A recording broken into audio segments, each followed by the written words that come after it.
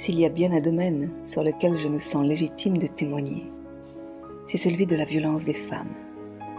Un thème qui m'anime, me tient à cœur, à corps et à cri, depuis tellement d'années, voire des siècles, à moins que ce soit depuis la nuit des temps.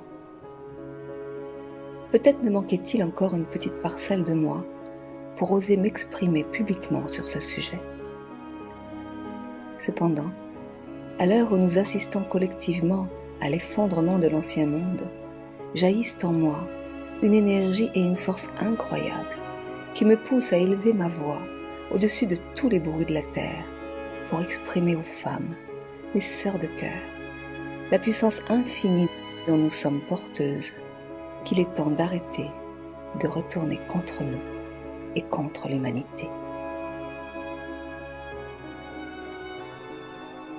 En tant que femme, j'ai subi, comme des millions de femmes sur la planète, la violence des hommes.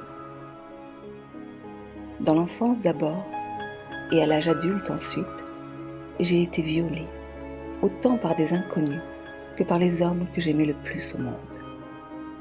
Je ne compte plus le nombre de fois où j'ai été maltraitée, battue, bafouée, reniée dans mon corps, dans mon cœur et dans mon âme, jusqu'à me sentir anéantie, non seulement dans mon identité de femme, mais en tant qu'être humain.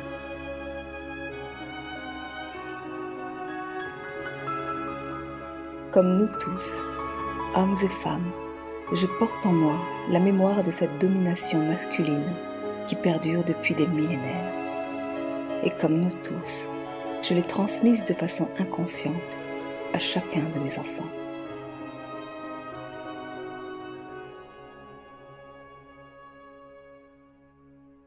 Mais aujourd'hui, je suis dans la conscience. Et c'est une toute autre histoire que j'ai envie de raconter. Car si je me suis relevée de mes épreuves, si j'ai pu guérir et ouvrir mon cœur, si je me suis élevée dans ma dignité de femme et dans ma puissance d'être humain, c'est parce que j'ai su regarder, droit dans les yeux, ma propre violence de femme et de mère.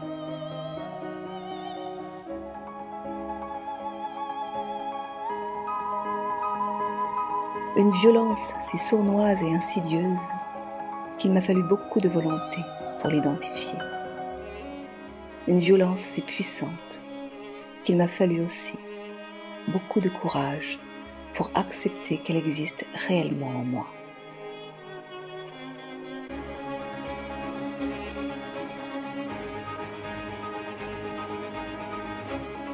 Mais dès lors que j'ai reconnu et accueilli pleinement cette part d'ombre, alors la honte d'être une femme, tout d'abord violée et ensuite violente, s'est totalement transmutée en puissance de vie et d'amour.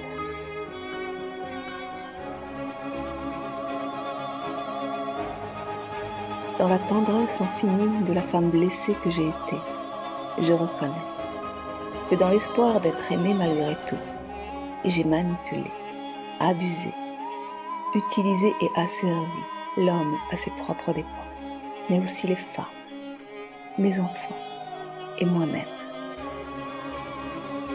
Car la violence est un processus d'emprise relationnelle qui se joue autant avec les autres qu'avec soi-même.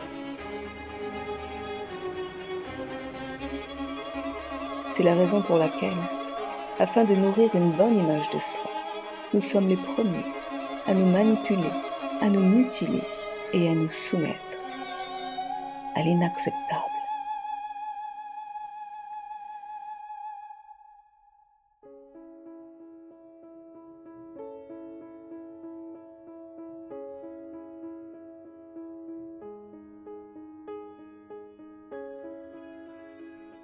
Tant que nous serons confinés dans nos peurs et notre statut de femme victime, nous chargerons l'homme, le bourreau, d'un double tribut.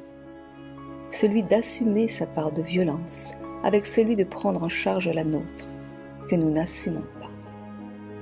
C'est ainsi que depuis des siècles, nous avons affublé les hommes du rôle de dominateur, alors que la seule domination qui préside est celle des apparences. Car de façon insidieuse, et dans l'ombre de leur ignorance, les femmes exercent également leur emprise. La violence prend ses racines dans la peur.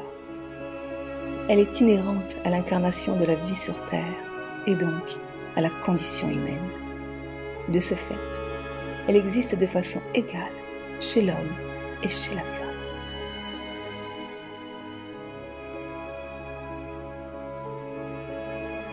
Le processus d'humanisation consiste justement à apprivoiser cette violence afin de la transmuter en puissance créatrice et de l'élever sur le plan de la conscience d'amour.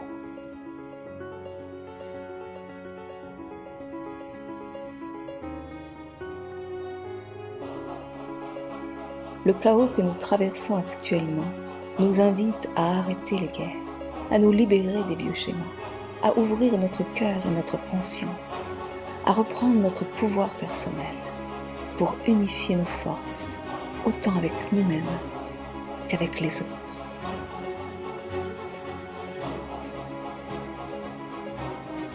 Le temps n'est plus au pardon, mais à la reconnaissance, à l'accueil et à la responsabilité. Aussi, ce n'est pas en tant que femme qui s'affirme dans sa différence avec l'homme que j'exprime ce message, mais en tant qu'être humain, animé par la source d'amour qui nous relie ensemble.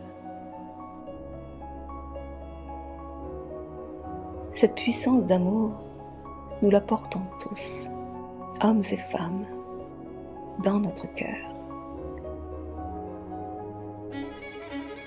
Mais pour la libérer, afin qu'elle s'exprime dans la lumière, il nous faut reconnaître et accueillir de façon inconditionnelle toutes nos ombres, même les plus insupportables.